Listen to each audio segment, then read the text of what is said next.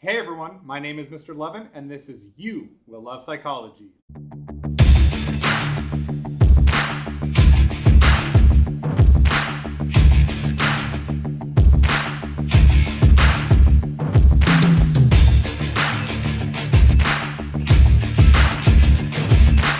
Alright, today we're going to discuss the topic of sensation and answer the question, how do we sense the world around us?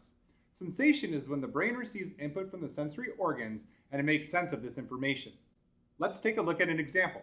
If you have a candle, like this one, now you take your hand and put it over the flame. Your sensory receptors in your hand will feel the heat from the flame and will send pain signals to your brain. Your brain will then tell your muscles to move your hand away from the flame in order to relieve the pain. Pretty neat, right? Later, candle. As you walk through the world, there's a ton of information coming to you at all times. It is up to your brain to make sense of this bombardment and sort it out so it makes sense for you. Your brain uses two types of processing to help you understand the world around you. First is bottom-up processing. Bottom-up processing is when the analysis of the stimulus begins with the sense receptors and works its way up to the level of the brain and the mind. Essentially, with bottom-up processing, we ask the question, what am I seeing? When using bottom-up processing, we are trying to understand something that we have never seen before. We try to use clues or information we hold in our memory to piece something together to figure out what we are seeing. Take this example. Have you ever seen this before? If not, what do you think it is? What are you trying to do in order to help figure out what you are looking at? You're probably cycling through your head a bunch of things that you can relate to. This is bottom-up processing. You are trying to build the image from its pieces into something that's recognizable to you. Did you figure out what this image is? Well, if you guessed a strawberry, well, you're right. Even though you see strawberries all the time, you don't typically see them look like this, making it hard to recognize. If you guessed correctly, you probably analyzed the red color and the little pits on the surface and thought, what do I know that has these features? Well, congratulations, you properly used bottom-up processing to solve the problem. The other type of processing is called top-down processing. This is information processing guided by higher-level mental processes as we construct perceptions drawing on our own experience and expectations. Essentially, with top-down processing, you are determining if this is something that you have seen before. Take this example. Is this something that you've seen before? If so, how do you know what it is? Of course you know this is a backpack.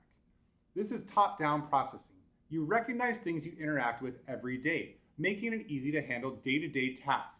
It would be impossible to go through life trying to figure out what everything is by examining it. Top-down processing expedites the process, allowing us to easily move through our daily lives and not worry about everything we come across. So your body's great at sensing the world around you, but it doesn't always sense everything. We measure the level of your ability to sense the world by the absolute threshold. The absolute threshold is the minimum amount of stimulus that is needed to detect a particular stimulus 50% of the time. Anything below the absolute threshold is called the subliminal stimuli. Subliminal stimuli are things that you may see but not fully understand. For example, what's this? Did you see that it read sensation? If not, that's because it's an example of your subliminal stimuli.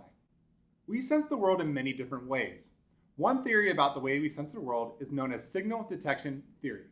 This theory states that we detect stuff based on our experiences, motivation, and fatigue levels. This means that we tend to sense things that we have a lot of experience and knowledge about, and that we tend to sense things that we're used to. For example, if you walk into the house and your dad's been grilling up some burgers on the barbecue, you immediately know what he has cooked and you get hungry. Barbecue. Have you ever been just walking around and all of a sudden you make an abrupt move and you notice that your underwear has shifted and you have, what do you call it, a wedgie? They're my wedgie-proof underwear. I invented them when I was 6. I had no idea we were so alike. Except I invented mine when I was 3. You guys have been wearing the same underwear since you were kids? Yes. Excuse me. Why is it that you all of a sudden notice your underwear? Why don't you always feel your underwear? This is due to a phenomenon known as sensory adaptation. Sensory adaptation is diminished sensitivity as a result of constant stimulation. There are many examples of sensory adaptation. Have you ever all of a sudden noticed a tag on the inside of your shirt that just keeps poking you? That's because it's shifted and you feel it again. That tag has always been there.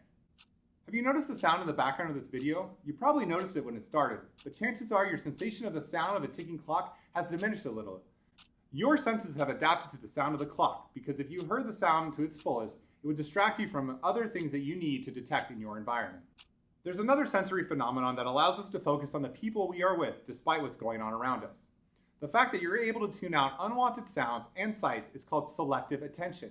Selective attention is the focusing of conscious awareness on a particular stimulus. The best example of selective attention is the cocktail party effect. Have you ever been to a busy restaurant and noticed that it's very loud? Amazingly, you're able to focus on the conversations you're having with the people in your party. The cocktail party effect gives you the ability to listen to one voice among many. Without this ability, we would not be able to interact in group situations or work on homework when our parents are watching TV. Well, that's it for our lecture on sensation. I hope you're able to learn a few things on the way you sense the world around you. Be sure to subscribe to the channel by hitting the red button below so you can receive alerts about new videos when they become available. If you enjoy the channel or find my videos useful, let me know by liking the video and feel free to leave a comment below. If you'd like to learn more, you can click here for all of my Introduction to Psychology videos, or click here for my video on perception. Thank you so much for watching, and I'll see you next time on You Will Love Psychology.